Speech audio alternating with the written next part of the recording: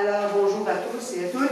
Alors, moi, nouvellement retraitée, et de retour à Trois-Pistoles, je rêvais d'un projet d'animation familiale pour revitaliser le centre-ville et plus particulièrement, je voulais revitaliser et mettre en valeur notre église et son parc comme lieu de rassemblement.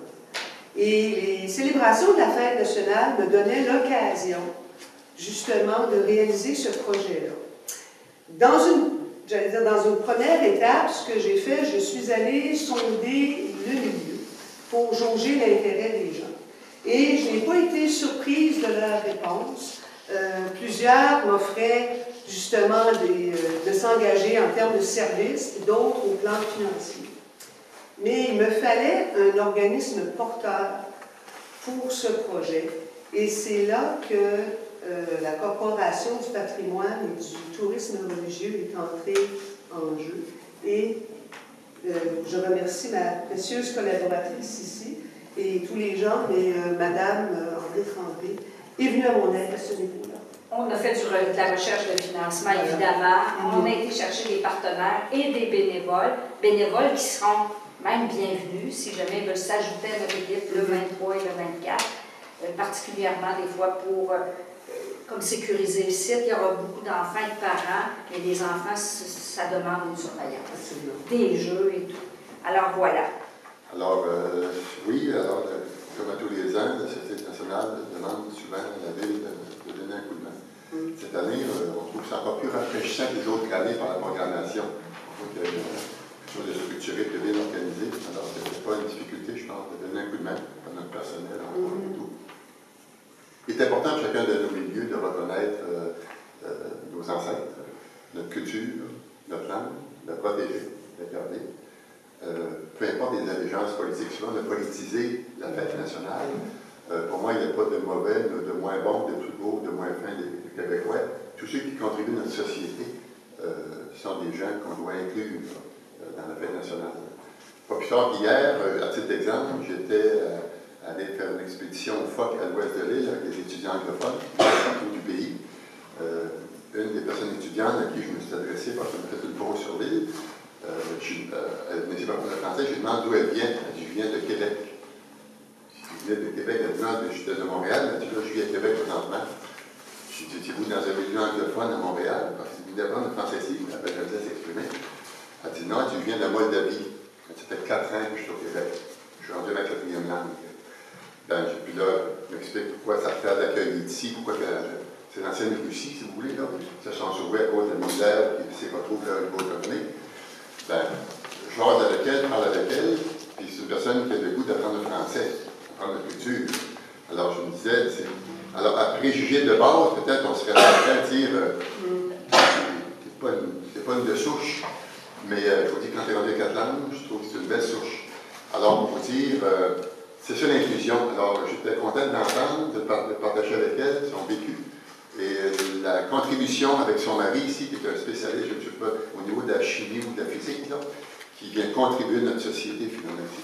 Alors, au-delà de ça, je vous souhaite une belle Saint-Baptiste. Et c'est très important de pouvoir de continuer tous les ans, de se rappeler les racines qu'on a, les transmettre, en être fiers, les transmettre d'une façon, je vous dirais, avec une forme de dignité aux autres qui nous arrivent ici. Souvent, c'est la meilleure façon d'inclure les gens, c'est de les recevoir et de partager avec eux ce que nous sommes. En février dernier, Mme Christine Dubé nous a approchés, André et moi, avec son projet de relancer la fête nationale à Trois-Pistoles. Elle avait besoin d'un organisme porteur pour appuyer sa démarche. Comme la Corporation du patrimoine a pour mission de veiller à la conservation, à la mise en valeur, à l'animation et à l'interprétation du patrimoine religieux des Trois-Pistoles, il lui a semblé logique de solliciter notre appui. Elle avait de bons arguments et nous avons accepté sa proposition. On ne savait pas trop c'est quoi un organisme porteur, mais on a appris vite que c'était du travail. Heureusement, Mme Dubé a su rallier à son idée une équipe jeune et dynamique. Toutes les personnes impliquées ont mis la main à la pâte pour bâtir le projet et élaborer une programmation des plus intéressantes. Félicitations à tous pour le travail accompli et souhaitons que Mère Nature soit de notre bord pour que nous ayons tous une merveilleuse fête nationale. Quand on a été approché par Christine de la Fabrique, et puis en tout cas, on a fait partie du processus dès le départ pour. On trouvait que c'était un très beau partenariat qui se préparait. Donc, on ne s'est pas gêné à s'impliquer là-dessus au niveau du comité d'embellissement de la ville de Tropistol, qui travaille sur un projet que vous connaissez sûrement, que vous avez entendu parler, qui est le projet de nouveau gazebo. Notre carton est un peu usagé, là, parce que ça fait quand même 1 an et plus qu'on travaille là-dessus. Donc, ce projet-là se termine dans les prochaines semaines. Il va être en construction prochainement, aussitôt que, comme on dit, aussitôt que la grève va être terminée. Il va être en construction. Et puis, c'est un petit projet d'1 semaine. Donc, suite à ça, on va être prêt à l'inaugurer pour le 23 juin.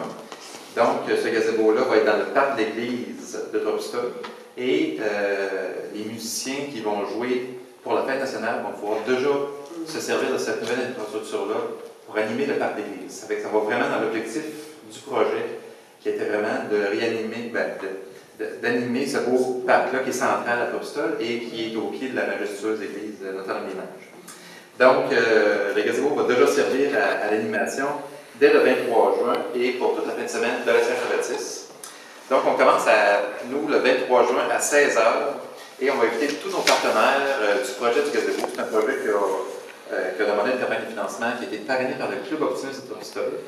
Campagne de financement d'1 an qui aura permis de ramasser 25 000 $. Donc, tous les partenaires vont être invités. Il va y avoir les mots officiels, évidemment, la cérémonie. Il va y avoir une bière d'honneur qui va être distribuée à tous les gens présents. Et puis, à partir de 5 heures, là, 5 à 7, si on peut dire, ça va être un barbecue avec des produits de boucherie centre-ville de Tropistol. Et il va y avoir un kiosque de vente de bière sur place de la nouvelle microbrasserie, le caveau des Tropistol. Donc, on invite toute la population à ce premier 5 à 7-là qui va lancer les festivités de la fête nationale. Au lendemain, le samedi 24 juin. Samedi 24 juin, c'est une journée qui va débuter dès 10h à l'église Notre-Dame-des-Neiges par la messe de la Saint-Jean-Baptiste. Ce sera suivi à 11h par la levée du drapeau ainsi que le discours patriotique. Et nous aurons une performance de la chorale de l'église Notre-Dame-des-Neiges qui va présenter 6 à 7 interprétations de classiques québécois.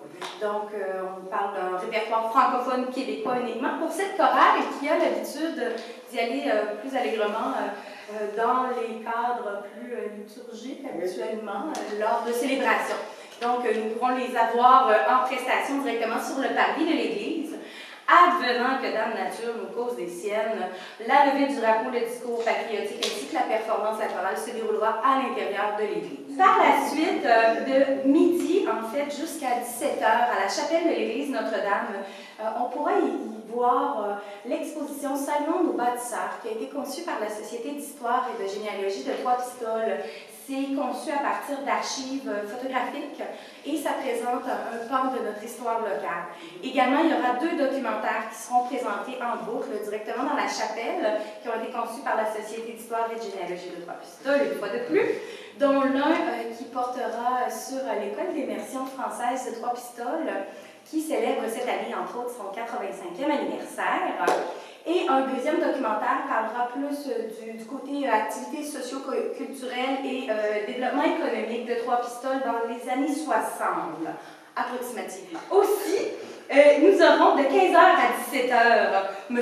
Donald Charles, soit Donald Gagnon de son vrai nom, qui va présenter un spectacle micro ouvert où madame ou monsieur ou jeune désirant performer peut s'inscrire dès maintenant pour présenter une performance en fait issue du répertoire francophone québécois. Nous sommes à la fête nationale, donc on invite les gens à s'inscrire auprès de Donald Charles. Le numéro de téléphone est le 88 851 1961. Je vous le mentionne, si des gens ici présents dans la place ont envie de s'inscrire, on peut le faire directement auprès de Donald aussi. Je vous lance la pêche. Mais l'ensemble des communiqués est inscrit autant dans les communiqués, le dépliant également l'affiche. En soirée, Le traditionnel souper de la Saint-Jean-Baptiste des Chevaliers de Colomb suivra dès 18 h. On parle d'un souper, mais cette année suivi d'une soirée dansante. J'ai une valeur ajoutée que messieurs des Chevaliers présentent. On parle d'un coût de 5 $ pour les 5 adolescentes pour bénéficier du souper et d'un 20 $ comme admission pour ce qui est des adultes. Pour information et réservation, M. Roger Rioux prendra les informations nécessaires lorsqu'on le contacte au 418-857-2260. Le souper a bien évidemment lieu à la salle des Chevaliers Colomb, juste ici sur la rue Jean-Rioux. Sinon, on en vient à notre dernière journée, le dimanche 25 juin, où on invite toute la population à assister au lancement de la saison du marché public des Basques, qui débute dès 10 h à l'angle des rues Jean-Rioux et de la route 132, c'est aux abords de la station-service Sonic. Donc, le même emplacement que l'an passé. Donc, nos marchands, nos producteurs agroalimentaires, nos artisans et artisanes seront sur place pour, certes, fêter encore la Saint-Jean-Baptiste, mais également vous offrir leurs produits et leurs services. Donc, le marché public se termine à 15 h le dimanche, et c'est ce qui clôturera notre programmation pour la fête nationale 2017.